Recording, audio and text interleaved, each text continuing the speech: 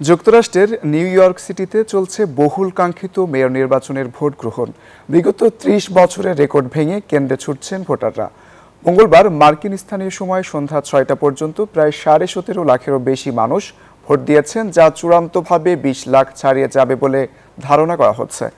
এ নির্বাচনে ইতিহাস গড়ার অপেক্ষায় আছেন ডেমোক্র্যাট প্রার্থী জোহরান মামদানি। জিতলে তিনি হবেন শহরটির প্রথম মুসলিম মেয়র। অন্যদিকে ডেমোক্রেটিক প্রাইমারিতে হেরে স্বতন্ত্র প্রার্থী হওয়া অ্যান্ড্রু কুমোও জয়ের আশা ছাড়েননি। শেষ মুহূর্তের জরিপে দুজনের ব্যবধান কমে আসায় নির্বাচনে হাড্ডাহাড্ডি লড়াইয়ের আভাস পাওয়া যাচ্ছে। নগরবাসীর কাছে এবারে নির্বাচনে প্রধান ইস্যু জীবনযাত্রার ব্যয় এবং শহরের নিরাপত্তা। মার্কিন স্থানীয় সময় রাত ৯টা পর্যন্ত চলবে ভোট গ্রহণ।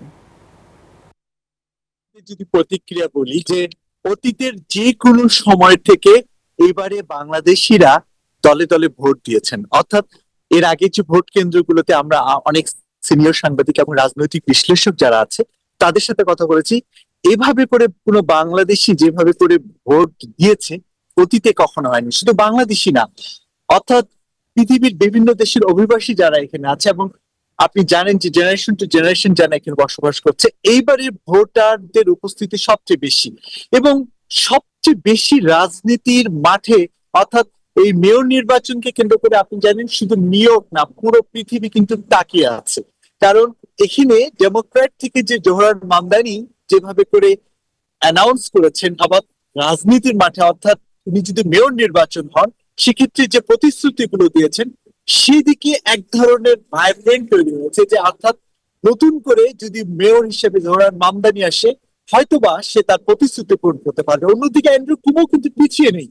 অ্যান্ড্রু কুমো কিন্তু তার অভিজ্ঞতা দিয়ে এবং রাজনীতির মাঠে তার একটা অতীতের যে বিচরণ রয়েছে সেখান থেকেও কিন্তু উনি স্বতন্ত্র প্রার্থী হলেও তিনি কিন্তু পিছিয়ে নেই। তো আর 1 ঘন্টা রয়েছে, 1 ঘন্টা পরেই ভোট গ্রহণ স্থগিত হয়ে যাবে এবং তার 2 ঘন্টা থেকে 3 ঘন্টার মধ্যেই অর্থাৎ নিউ ইয়র্কবাসী জানতে পারবে তাদের পূর্ববর্তী মেয়রকে। তবে বিভিন্ন জরিপে দেখা গেছে দুপক্ষেই, অর্থাৎ জোহরান মামদানি কিংবা অ্যান্ড্রু কুমো দুইজনই কিন্তু হাড্ডাহাড্ডি লড়াইয়ের মধ্যে আছে বিভিন্ন জরিপে যেটা দেখা গেছে। এবং বিভিন্ন ভোট কেন্দ্রে ভোটারদের সাথে কথা বলেও আমরা যতটুকু জানতে পেরেছি কিছু কিছু জায়গায় জোহরান মামদানি পক্ষের সমর্থকদের অনেক সংখ্যা দেখেছি এবং কিছু কিছু জায়গায় অ্যান্ড্রু কুমোর সমর্থক আমরা দেখেছি যে তারা জয়ের ব্যাপারে আশাবাদী। আমি ঠিক পিছনে যে ভবনটি দেখাচ্ছি এখানে মূলত ব্রুকলিনের জোহরান মামদানি বিশাল বড় ক্যাম্পেইন করেছেন এবং পৃথিবীর বিভিন্ন দেশের গণমাধ্যম কর্মীরা এসেছে, আমরাও বাংলাদেশি গণমাধ্যম কর্মীরা এসেছি। এছাড়া অন্য একটি জায়গায় অ্যান্ড্রু কুমো তার শিবির করেছে এবং ভোট কেন্দ্র থেকে ফলাফল আসার সাথে সাথে নিজ নিজ শিবির থেকে তারা কিন্তু অ্যানাউন্সমেন্ট করবেন।